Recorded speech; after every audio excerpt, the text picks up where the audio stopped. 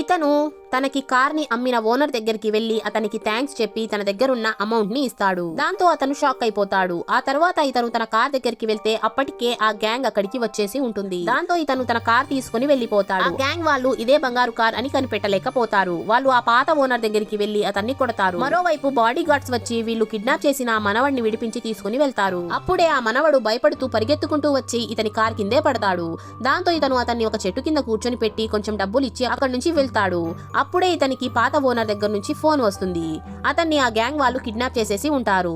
ఇతను ఫోన్ లో బంగారు కార్ గురించి మాట్లాడుతూ ఉంటే ఆ మనవడు లేసి ఇతను కూడా ఆ గ్యాంగ్ కి సంబంధించిన వాడేమో అని కొడతాడు. దాంతో ఫోన్ కట్ అయిపోతుంది.